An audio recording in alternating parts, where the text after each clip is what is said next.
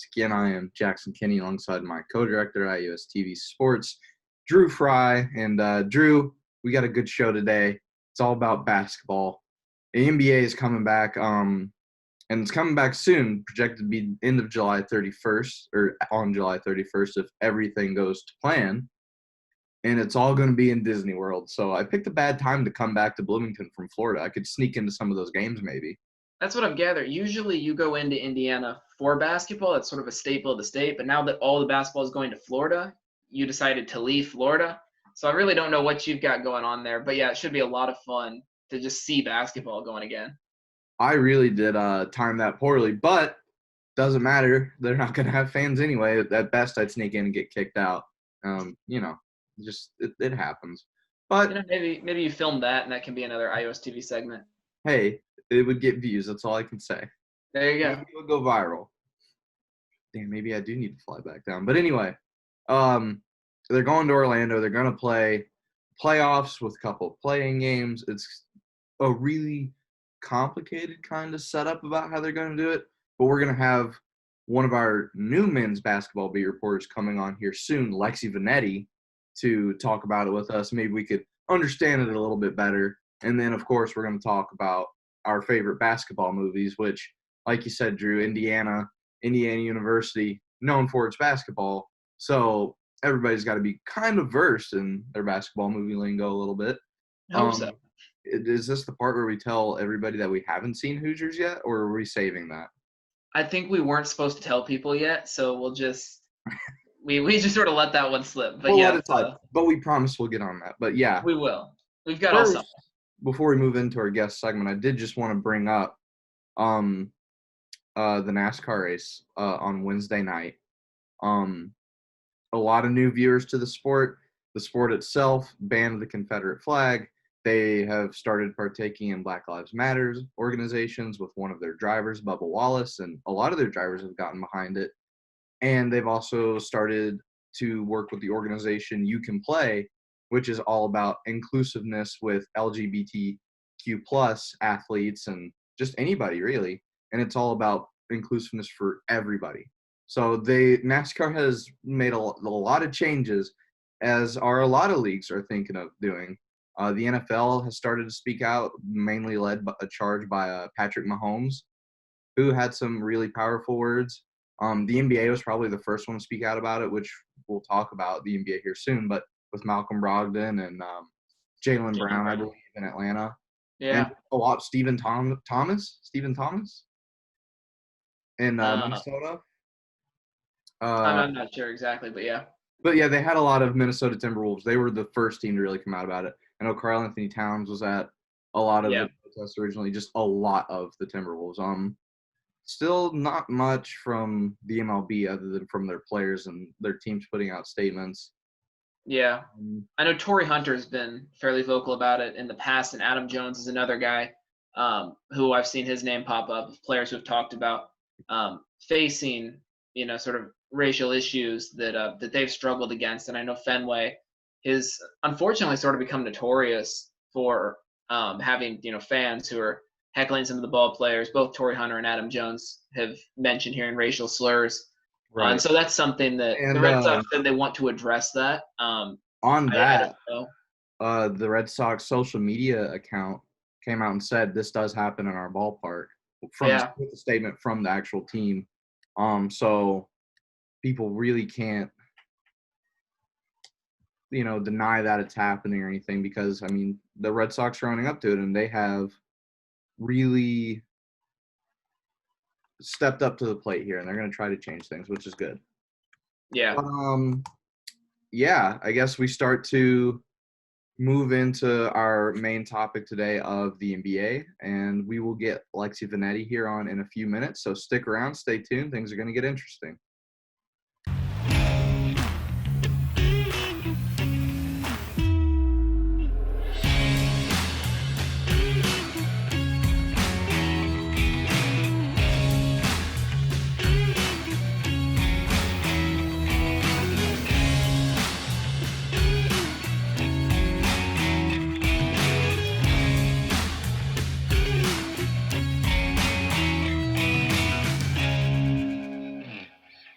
All right, everybody, welcome back to the show. We have one of our men's basketball beat reporters, Lexi Vennetti. Lexi, welcome to the show. How are you? I'm good. How are you guys? Doing all right. Well, Hopefully everything's going all right. But we've got you here to talk about the NBA and the NBA playoffs. And basically, I guess we'll just get right into it. Kind of with the format, it's kind of complicated, at least to me and probably other people. With 22 teams coming back, and then they're all playing 8 play-in seeding games. And that's pretty self-explanatory, but it's the whole tiebreaker situation for the 8 seed that's kind of confusing. Drew, do you have it pulled up and you want to go through it real quick?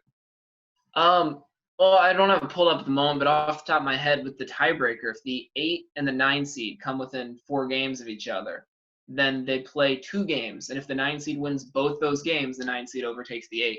If the 8 seed pulls off any of those 2, if it's not basically a series sweep or series win, what it would be, the 8 seed is able to sort of reclaim their spot and take it. So that'll be interesting to see, how that plays out and what happens if we get a scenario where there are 2 teams that, are 4 games apart. And if the 9 seed is able to overcome them, I feel like there's going to be a lot of angry fans from that 8 seed that just lost their 4-game lead from 2 games. Right, and I know there are already angry fans out there. I've seen a bunch of angry, Sacramento Kings fans already for some reason when they haven't even played any games. But Lexi, what do you think about it? Yeah, I think it's definitely going to be interesting, especially noticing that there's 3 from the East and there's 2 spots from the East, and then there's 6 from the West and only 1 spot. And so that 1 spot in the West is going to be very competitive. And like you said, there's definitely going to be some hurt fans, some hurt teams. I just think it's going to be very interesting how the math came out of it, just because it's kind of very drastic between 2 spots, 1 spot, 3 teams and 6 teams, in my opinion. So just how they came up with this compromise is very interesting. Right, and kind of every kid's dream growing up is getting to spend 3 months at Disney World. It kind of just going off of that, do you think it's going to be kind of weird for the players to be living in the Disney resorts, or just, Oh, yeah. or even would you want to do that for 3 months? I mean, personally, if you're at Disney World for 3 months, it's hard to complain, but also realizing the situation that they're in, where they're with all these teams, they have daily COVID tests, they don't have visitors until the first round of playoffs. It's kind of like not Disney World without the people and the happiness behind it, even though obviously the basketball in itself brings them happiness. It's just interesting to see what kind of toll it'll take on their mental health, knowing that some people, even international players, won't have their family there, and just knowing that people will be going through this, stuck at Disney World is kind of what I was looking at it as. Even though it's Disney World, it's just not the same. Especially it's going to be the hottest months of the year, and they're there just playing basketball. It's definitely going to take a toll on their mental health, in my opinion. Yeah, I'm really interested to see how that all plays out. Because, Disney World, it's the happiest place in the world. But also, they're in the ESPN wide world of sports, and it's not like, I'm going to assume Mickey and Goofy aren't patrolling the park. So it's not going to be that style. And yeah, it's very much down to business, and they're taking a ton of safety procedures. I know they've already said players who don't want to play won't be punished, but at the same time, they're not going to be paid. So that'll be interesting to see if players just decide, whatever, I'll take the rest of the season off, especially maybe someone on a team that's on the outside looking in. Maybe they just decide it's not worth it for me. Coming back from injuries or something like that. And yeah, as Lexi, as you mentioned, no visitors for the first 7 weeks. And that's just got to be intense already. If you're making the playoffs, you got to go 7 weeks of just you and your teammates, no friends, no family, no nothing. And then something I thought was interesting is if you leave the ESPN Wide World of Sports, once you return, it's a 10-day quarantine. So if you were to just leave for some reason near the end of the season and you come back, you better hope that your team does well in the playoffs, because you're not going to get to play until then. Right. And then even then, there's substitution options. So if a player doesn't want to go, or if they get sick, then the team can bring in a new player to substitute for them. But then that player that's been substituted for is not allowed back. They're just done. And so that could be interesting to see, how that plays out with injuries and just cabin fever. Geez, I can't even imagine what that's got to be like. Right. And also going off of that, it's interesting to see that not all of the coaches will even be allowed and not all of the organization will be allowed. And so it's just kind of like who is selected as essential, who will be able to go, especially with a few coaches that are pushing 60. I know that they were going to do medical records on each team member and on coaches and organizations. So I think that it'll be interesting to see who's selected and kind of how that takes a toll on the team, because what if, your favorite assistant coach isn't there and you have some weird superstition? I mean, this is obviously a drastic story, but there's ways that this could impact the team moving forward too. Yeah, definitely. And then something I'm wondering too, which is sort of an open question, but what happens if we get another situation like with what happened with Rudy Gobert in the spring? One player gets sick, spreads to a couple other players in the league. They're sort of beyond the point of being able to just shut the league down again.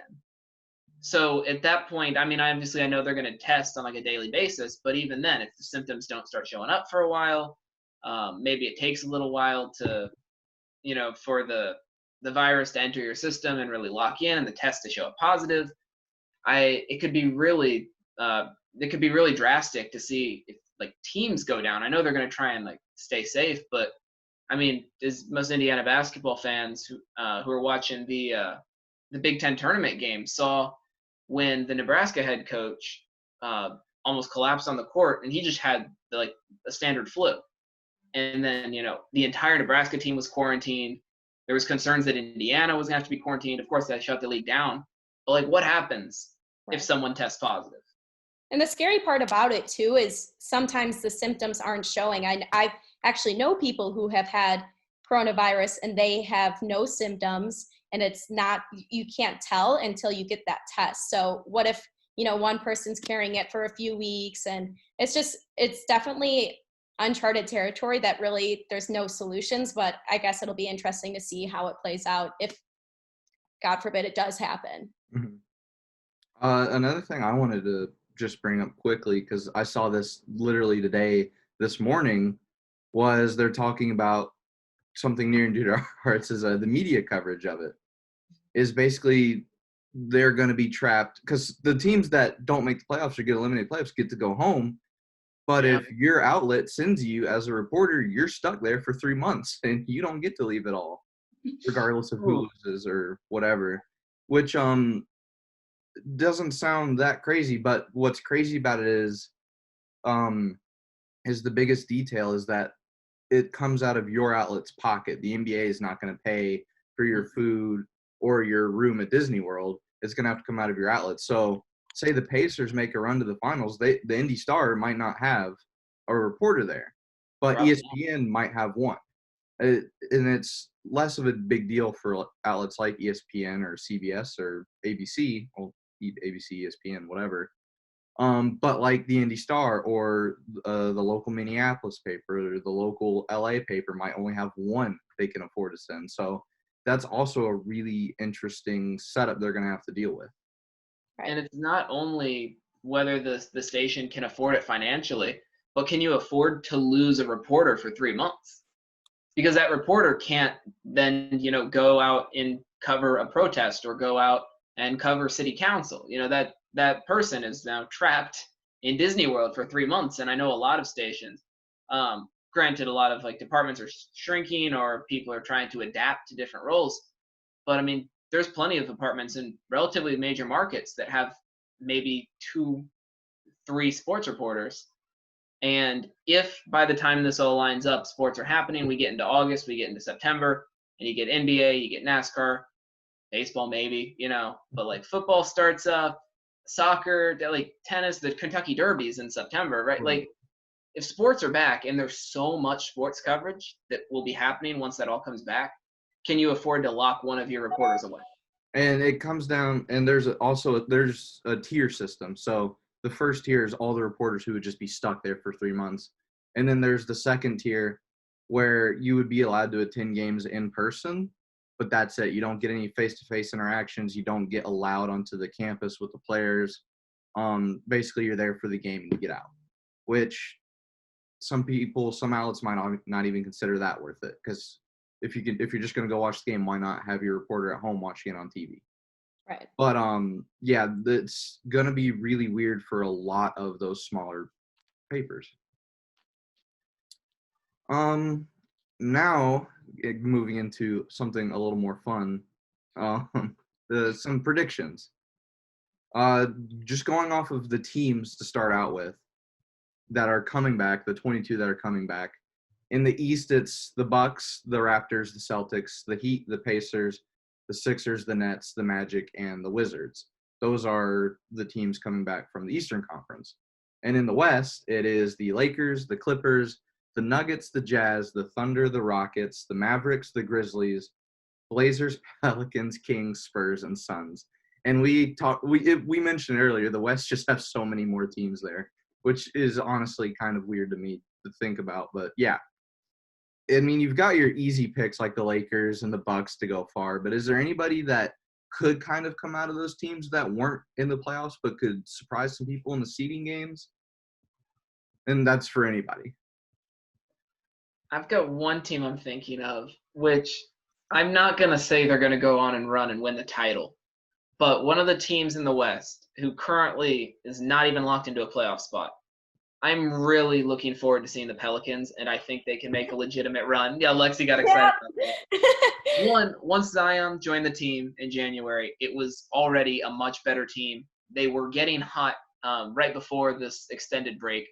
And one thing I think is once all the players get back, obviously there will be a little bit of a training camp, and they'll be locked in together. But they don't have an entire season of building themselves up as a team, which is something that I think a team like the Celtics or the 76ers would benefit from, and they no longer have that time. So I think a lot of it might just be sheer player takeover, like a Giannis Antetokounmpo or LeBron James. And I think Zion Williamson is that type of player where when he goes out to face a team like the Kings, who are maybe trying to rebuild that team chemistry that they've lost for several months, Zion can just snap his fingers and drop 30 points. Right. And Lexi, I know you got excited. Do you have something to say about Zion? Yeah, I have a ton to say about the Pelicans. That's really funny that you brought them up right away, Drew, just because I have them. I'll show you guys my absolutely horrible drawn bracket. Oh, wow. Okay. I am not an art major for a reason, but I have them in the playoffs, and I think that it's not so much as I want them to. I think they can be in the playoffs. Like you said, Zion, he has this time from the earlier on in the season where he had knee surgery to completely heal. And I know moving forward that they have struggled with turnovers and sloppy mistakes and giving up around 20 points per game. So they have time to work on these sloppy mistakes. This is something that they can drill during this off time and clean up before the playoffs. So I think that although they've had a few, sloppy mistakes that they can't be making in the playoffs, they have time to work on it. Whereas, like you said, people can't completely turn around their team in those 8 days. So I think Zion would be amazing to see in the playoffs, especially if they're matched up with the Lakers first round. I think that would just be so incredible to see them against each other. And I know it's kind of like Zion is that new rookie and James has just been, we see him, we know how amazing he is. And I just think seeing them head to head in the playoffs would just be cherry on top for me. I think a Pelicans-Lakers series would be one of the most fun series that could happen, and just the storylines between Zion and LeBron, Lonzo Ball revenge on the Lakers. You got Ingram too. And, yeah, Brandon Ingram. And Anthony Davis. Drew Holiday, just trying to get some success. But yeah, I think that would be just an amazing series. One team I did want to bring up just because it'll be interesting to see how they play with this whole team chemistry thing that they're going to have to work out is the Utah Jazz, because there was a pretty visible fallout between Donovan Mitchell and Rudy Gobert over basically Gobert giving Mitchell COVID-19. What could go – do you think they could work it out to become a coherent team again, or is it just the relationship is too strained to fix in such a short time? I think that I've always lived by the 24-hour rule, and they've had plenty time since the 24 hours to get over this. I think at the end of the day, it's more important for especially a pair of athletes to kind of get over it. I know it's definitely something that was probably impactful and, you gave him COVID, but I think moving forward that they will be able to come over it. And if not, leaders on the team will step up and be like, you got these 8 games to get it together and move up and get over this, because it's more important than, kind of holding on to grudges like that. Yeah, I agree. And the point you brought up, I think they're both mature enough to move past it.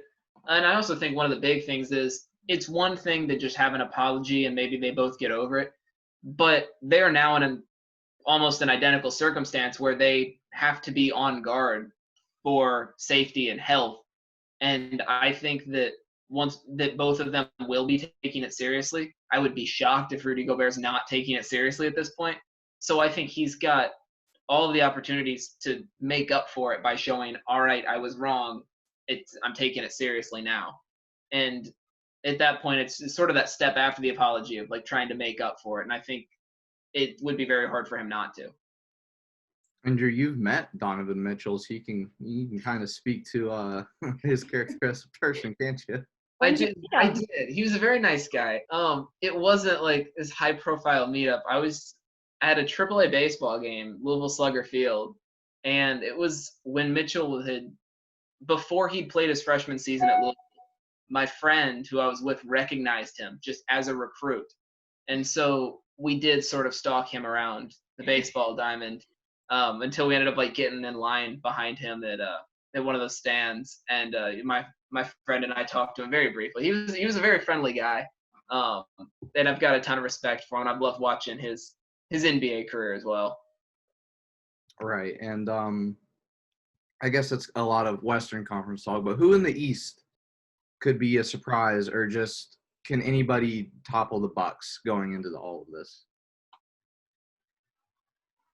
You've got the Pacers, the Sixers, the Celtics were looking strong, but can anybody realistically take down Giannis? It's gonna be tough. I think he's that good that it's gonna be. I don't see any teams pulling that off. I think the East is that middle tier is very deep, and that they're all a very similar level. The Raptors and the Sixers and the Pacers and the Celtics. I think any of them could beat each other, but I think there's the next tier, and I think that's the Bucks. I think it's the Bucks on top, and then there's that secondary tier.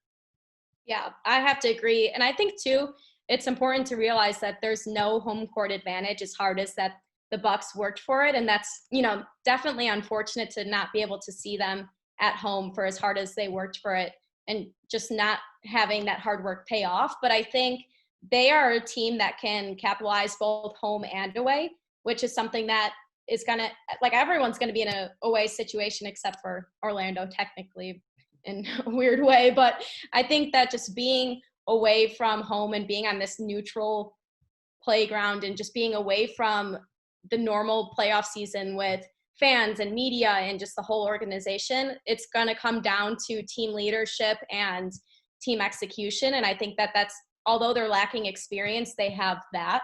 And I think that that'll carry them moving forward. And they're just kind of in a whole different level in the East. Right. For me, I think the only team that could get close is Toronto again, being led of the likes with Kyle Lowry and Pascal Siakam. They were the ones who took them out last year's playoffs, and that was just the Bucks couldn't adjust to their defense on Giannis. And that was with Kawhi. You would think a year in between would give the Bucks time to just rethink their strategy a little bit and go into a matchup with Toronto and be able to change that outcome. But Toronto's the only team that could really get close for me. But if we had going off that, yeah.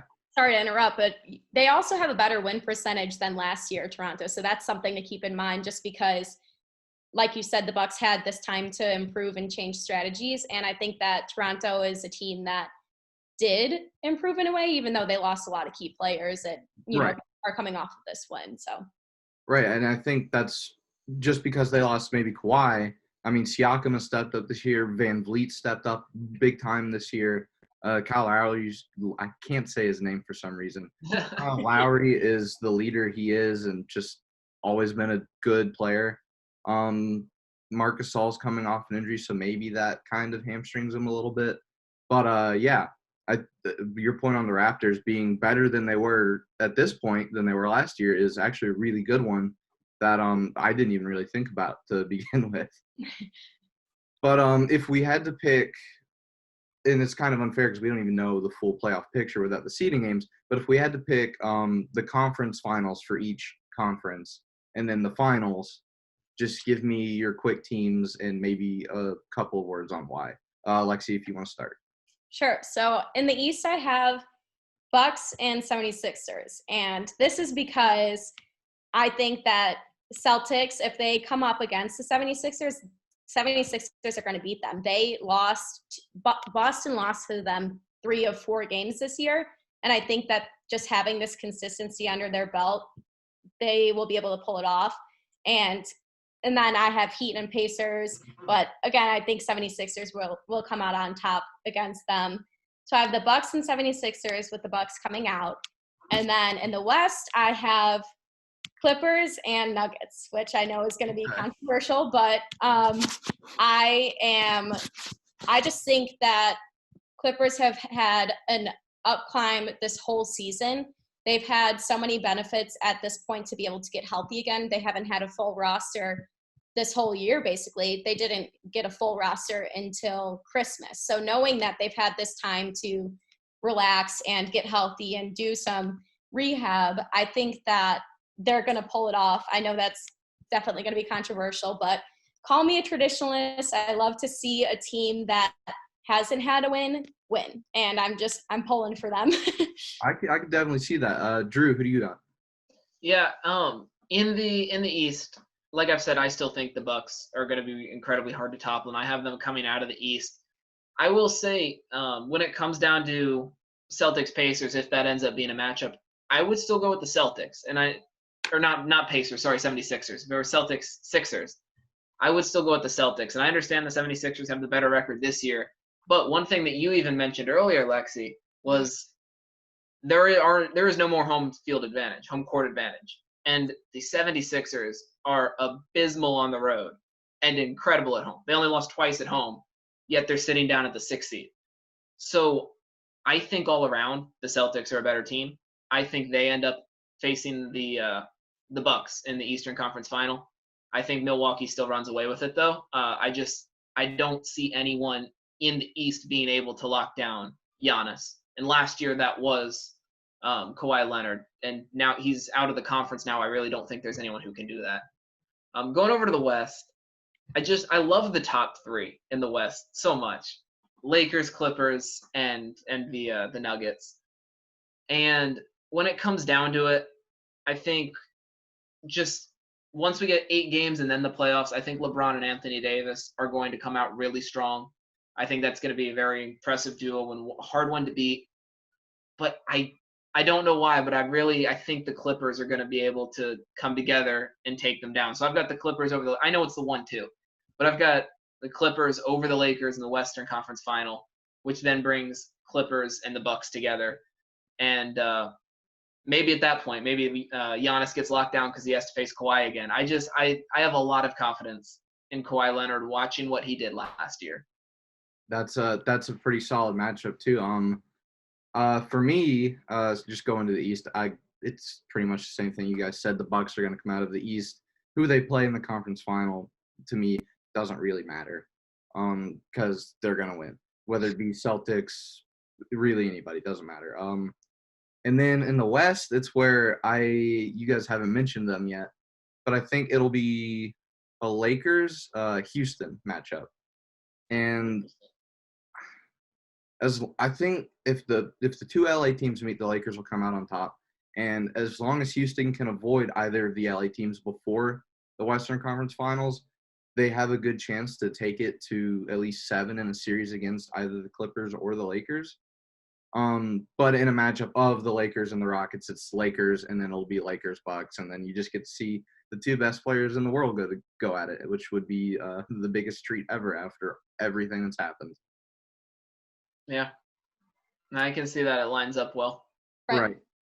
And moving into the final portion of the show, what is quickly becoming my favorite.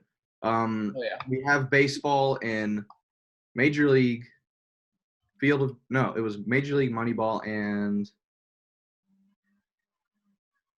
Bull Durham. No, not Bull Durham. I think it was Field of Dreams. I think so. We have to pull up these lists at some point, yeah. I remember hockey because of Moose's ridiculous Sidney Crosby documentary. Yeah. Plus Miracle. And then golf, the most recent addition was Happy Gilmore, The Legend of Bagger Vance, and Caddyshack. Yes. I swear one day I'll write these down. Well, we'll put them together at some point, yeah. But now moving into basketball, Lexi, since you're a guest, we'll let you start. What are your top 3 basketball movies with any honorable mentions you want to throw in there as well? So first is easy, Hoosiers. I think that is just a classic. It is a movie that it's a feel-good movie. It's redemption, Indiana small town basketball. I'm from Chicago, suburbs of Chicago. So I always, I didn't really know how Indiana takes basketball until I got to Indiana. It's just a completely different feel of basketball. And I think that this movie is just, it's classic. It makes me feel good. It's a nice redemption story. The second one, this one's kind of funny, but it's not so much a focus on basketball, but Air Bud. I love dogs. Okay. I have to throw it in there. I think it's just I think the first one though, not so much the puppy ones. It just kind of gets chaotic at that point. But I grew up watching Air Bud. It is, I don't know, it's so good. There's one scene in particular. It's either like he lines up applesauce, I think, to the net or pudding or something, but leading the dog to it. Yeah, and it's just a great movie. I love dogs, so I have to put it in there. Am I supposed to do all 3, or do you guys want to discuss? No, okay. Your 3. All right, so my third is going to be Space Jam. Okay. Like I said, I'm from Chicago, and you don't even have to be from Chicago, but Michael Jordan, I mean, seeing a movie about him kind of is just one of my favorite things. Again, I grew up with this as well, so Michael Jordan, Looney Tunes, this fictionalized movie. I really liked it growing up, and I just think it's another classic and my 3 favorite basketball movies. All right, those are really good picks. I like the Air Bud one because I totally had forgotten about Air Bud for the last however long. But I'm really glad you brought that up. Drew, what are your 3? Yeah, so I'll start at the top. My number 1, it's Lexi coming off of that, is Space Jam. I love the movie Space Jam. And I don't have like the Chicago ties. I don't have any vested interest in Michael Jordan, but just to bring all of the basketball stars together. I mean, Larry Bird is in it. They've got, I think Bill Murray's in it. He's not a basketball player, but still, he's funny. They've got like the actual NBA players who become the Monstars. It's just, it's a beautiful movie, and I don't know why, but it's hilarious, and I love every aspect of taking Michael Jordan and putting him into a cartoon, and allowing him to do cartoon stuff. This man was like one of, if not the, because that's a debate for another episode, greatest basketball player like ever, and they put him in a cartoon, and I love it. I love Space Jam. Number 2, I have to go. This is a completely different like tone, but I love White Man Can't Jump. I know it's also comedic as well, but like I just think it's an all-around really good movie. It's got an impressive cast, and I love how they're able to work in and out of these different issues, and just I think it's a very well done movie. So that's why I put that number 2. Number 3 should be Hoosiers. It probably should be higher, but as Jackson and I mentioned earlier, we unfortunately haven't seen it, which is super embarrassing. Oh no! Being seniors at Indiana University and having never seen that movie. So in its place, I don't really know why this is the one that I just randomly popped into my head. But sort of like Air Bud, it's not known specifically as like an all-time basketball movie, but it's very basketball centric. I just feel like we'd be remiss if we didn't mention High School Musical. Okay. So that's where I slotted them in as number 3. Well, what order of the 3 then? Well, my personal favorite is High School Musical 2, but that one doesn't center around basketball at all. So I don't think that qualifies. Drew, that's the correct opinion on High School Musical movies. Yes. And so from there, we got to go High School Musical, the original, because that was the start of it all. That one's got a big focus on basketball, and it's the original, and it's a beautiful movie. They're all beautiful movies. You're not wrong. That's a strong 3. Thank you. Just to start out with mine, I haven't seen Hoosiers, but I have seen scenes of Hoosiers because as I am a big Pacers fan, they'll have like Hoosiers throwback nights at Pacers games, and they'll play scenes like that on the big Jumbotron, and they'll wear Hickory Hoosiers inspired uniforms, and it's like, okay, I feel like I kind of know the movie. I get the gist of it at least, but it's not in my top 3. I probably, to start out mine, just like you guys, Space Jam. I mean, you can't beat it.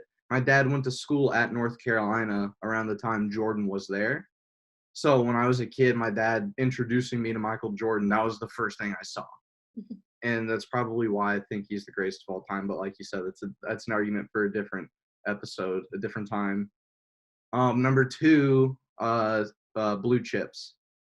Really good movie. There's a really great scene where like a Boston Celtics legend, Bob Cousy, he's an old coach, one of the people in the executives of the school, and he's talking to their coach, and he's just shooting free throws, and he's this really old man, and he hits like 10 to 15 free throws in a row, unscripted, and all the cameramen and producers on set are just like, did he just do that? What's happening? What is going on? And then number 3, one of my favorite movies just of all time, sports in general, is Like Mike with Lil Bow Wow. The whole plot is he's an orphan. He finds some shoes that have the initials MJ on it. A bully takes them away and throws them on a power line. Lil Bow Wow's character goes and gets him off the power line, but he gets shot. And then the shoes have the powers of Michael Jordan, and he ends up being this like 10-year-old kid playing in the NBA. And it's just a great movie. There's really no beating it. I mean, he dunks over Vince Carter at one point. You can't beat it. But yeah, those are my 3. So to put a comprehensive 3 together, I think the easiest one is Space Jam. Right. Yeah, it's on all 3 lists. Right. It's there. Yeah. I think we should probably put Hoosiers in there. Yeah, I agree. That's Lexi's number 1, and even though we have our own issues, we can at least respect it. So I know it's probably one of the most important basketball movies out there. Yeah. Especially for us Indiana students, I think. Right. Yeah. You'd think I would have. And then the 3rd spot. Drew, what were your other 2 from Space Jam again? I had White Men Can't Jump. Okay. And then High School Musical. Okay, and Lexi, your others were Air Bud and Hoosiers. And Hoosiers. Okay, so Hoosiers is in there. We could go between Like Mike, White Men Can't Jump, or Air Bud. I'm gonna go with Drew and say White Man Can Jump. So. All right, that's it. The 3rd one is White Men Can't Jump. I'm happy with that. Congratulations on your selection. But yeah, so there's our 3 greatest basketball movies. Space Jam, can't be beat. Hoosiers, Drew, we should probably watch that. Yeah. All the way through for me. And then White Men Can't Jump, another great pick. Well, Lexi, thank you for coming on this afternoon. Thanks for taking some of your time out of your day.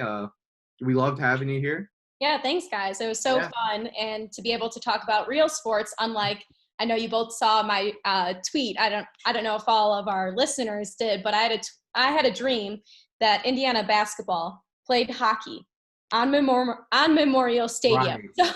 So having real substance to talk about again, and not these fictional dreams, even though not that bad of an idea. That would be really cool. Oh yeah. Like, nobody can deny that. Who are the goalies?